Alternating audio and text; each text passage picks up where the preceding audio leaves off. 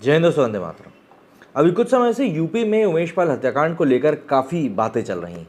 ऐसे में कुछ एनकाउंटर्स भी हुए हैं। अभी हाल के एनकाउंटर में मारा गया उस्मान की धर्मपत्नी ने जिस प्रकार के आरोप लगाते हुए पुलिस के ऊपर अपने पति को बेगुनाह बताया, वो काफ़ी ज़्यादा वायरल वीडियोस हुए और दरअसल इन वीडियोस ने कई सारे लोगों को आधार भी दे दिया बीजेपी शासित राज्य में सरकार के ऊपर उंगली उठाने का कि किस तरीके से भाजपा बेगुनाहों के ऊपर हमले कर रही है। लेकिन यहाँ पर ये भी समझने वाली बात है कि आरोप लगाने वाली और कोई नहीं बल्कि आरोपी की धर्मपत्नी है।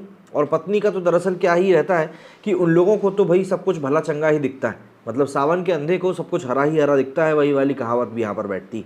क्योंकि जब कोई व्यक्ति सीसीटीवी कैमरा में हमला करते हुए कैद हो रहा है तो आप कैसे बोल सकते हैं कि वो बेगुनाह है। यहाँ पर तो मतलब कोई सवाल ही नहीं उठ रहा है।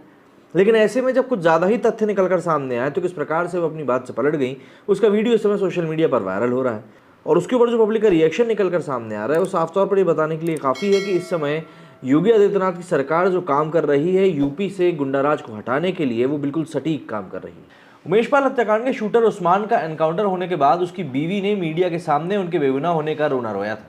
हालांकि अब वो कैमरे के आगे ये बात मान चुकी है कि हत्या उनके पति ने ही करी। लेकिन उनका ये भी कहना है साथ में कि पुलिस को उस्मान का एनकाउंटर नहीं करना चाहिए था, चाहे तो उसे 4-5 साल के लिए जेल में डाल देते। इंडिया टीवी से बात करते हुए सुहानी ने कहा, मतलब जब हम 12 मिनट तक ये वीडियो देख लेते हैं उसके बाद ये क्लिप आती है कि उनको फंसाया गया है, उनको जानकर फंसाया गया है, एनकाउंटर करना था इसलिए फंसाया गया, बड़े भैया हमारे जेल में है और ये उन्हीं के काम से दौड़ते रहते थे। सुहानी ने एनकाउंटर के लिए सीएम योगी को जिम्मेदार भी कहा। इसके बाद वो इस बात को स्वीकारती दिखी कि उमेश पाल पर पहली गोली चलाने वाला उस्मान मतलब कि विजय चौधरी ही था। वो आगे कहते हैं कि हम न्यूज़ में देखें तो पता चला कि हम मानते हैं कि उन्होंने गोली मारी, लेकिन पुलिस को उन्हें जान से नहीं मारना चाहिए था, उनका एनकाउंटर नहीं करना चाहिए था, जेल भेज देते चाहे तो वो 4-5 साल रह लेते जेल में। बता दें कि इससे पहले उस्मान उर्फ विजय चौधरी की बीवी ने पुलिस पर सवाल उठाते हुए कहा था कि मेरे पति को कहीं अलग से नहीं पकड़ा। पुलिस को फिर उसके बाद उन्होंने गाली ही बकी।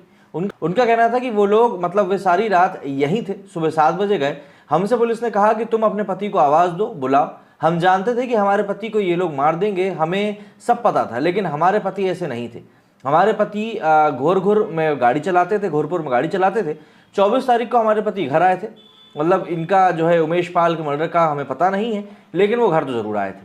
पत्रकार ने जब कहा कि क्या वो दिन भर घर पे था, इस पर उस्मान की बीवी का कहना था कि हाँ, वो पूरा दिन घर पर थे, हमारे भैया भी जेल में हैं, उनका केस सतना भेजा गया है, हमारे पति वहीं गए थे, 26 फरवरी से 2 मार्च तक वो वहीं पर थे। मीडिया ने जब इनसे पूछा कि क्या पुलिस झूठ बोल रही है तो पीछे से आवाज़ आई, हाँ मैं। आपको बता दें कि प्रयागराज में 24 फरवरी को दिन दहाड़े हुई उमेश पाल की हत्या के मामले में पुलिस लगातार माफियाओं और गुर्गों पर शिकंजा कस रही। उस्मान से पहले अरबाज नाम का गुर्गा एनकाउंटर में मारा गया था, उसके ऊपर वो गाड़ी चलाने का आरोप था जिसमें आकर बदमाशों ने उमेश पाल को मारा था। तो जाहिर सी बात है इस समय ये जो वीडियो है खासा वायरल हो रहा है और इसमें सीधे तौर पर जो बातें हैं वो उमेश पाल हत्याकांड में आरोपी रहे उस्मान की धर्मपत्नी ने जिस तरीके से कही है वो सीधे तौर पर पुलिस को कहीं ना कहीं कटघरे में खड़ा करने का काम कर रही थी। हालांकि जब बात सीधे तौर पर निकलकर सामने आई तब वो खुद ही अपनी बात पर से पलट गई और इस तरीके से उन्होंने जवाब दिया कि जिसको आप गोलमोल भी कह सकते हैं एक आम भाषा में। खैर जो भी था, यहाँ पर अब इसका वीडियो सोशल मीडिया पर जैसे ही सामने आया लोगों ने इसके ऊपर रिएक्ट करना शुरू कर दिया। जैसे कि ये वीडियो है, ये शलभ मणि त्रिपाठी जी ने डाला है। इन्होंने लिखा है कि मतलब जो भी वार्तालाप हुआ उन्होंने उस बारे में उल्लेख किया है। इसी के ऊपर देखिए लोग कमेंट्स भी कर रहे हैं, जैसे कि आदित्य लिखते हैं कि पत्नी जानती थी कि उसके पति क्या करते हैं, क्या बात है, तुम दूसरों को मारो और तुम्हें जेल में सरकारी रोटी मिले। जाहिर सी बात है कि जुर्म कर रहे हो आप, कोई दूसरा मजाक का काम तो कर नहीं रहे हो और फिर आप उम्मीद करते हो कि नहीं आपके साथ कुछ मतलब अमानवीय घटना भी ना घटित हो। इनका लिखा है भैया, भानु जी लिखते हैं जब योगी जी ने कह दिया कि मिट्टी में मिला देंगे मतलब मिला ही देंगे, 4-5 साल सज़ा का कोई सवाल ही नहीं उठता। लगता है पति के जाने का गहरा सदमा लगा है बेचारी को। इसके आगे लिखा है दूसरों की ज़िंदगी का कोई मूल्य नहीं होता, इन दरिंदों के लिए आने पर आई तो गिड़गिड़ाने लग रहे हैं। ऐसी भी पत्नियां हैं वह गलत काम का समर्थन कर देती हैं। इनका लिखना है कि भाई उत्तर प्रदेश में अपराधियों के दिल और दिमाग में यही बसा था कि किसी भी हत्या करके साल या 2 साल जेल में रहने के बाद फिर से वापस आ जाएंगे। पर धन्य हो भविष्य के प्रधानमंत्री योगी आदित्यनाथ जी महाराज ने इस कॉन्सेप्ट को ही बदल कर रख दिया है। अपराधी 100 बार सोचेगा अपराध करने से पहले। मेजर आरसी उपाध्याय लिखते हैं कि जेल से टोटी चोर की पार्टी से चुनाव लड़ते और माननीय बन जाते हैं। दरअसल कई सारे ऐसे लोग हुए हैं जो कि जेल से बैठकर ही चुनाव लड़ लेते हैं और फिर कहानी आपको पता ही है।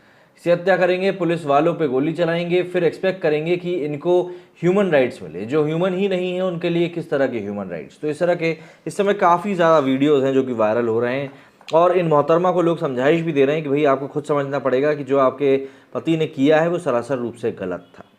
आप लोगों का इस बारे में क्या कहना है, कमेंट करके ज़रूर बताएं। मेरे इस वीडियो में फिलहाल इतना ही। जय हिंद, जय भारत।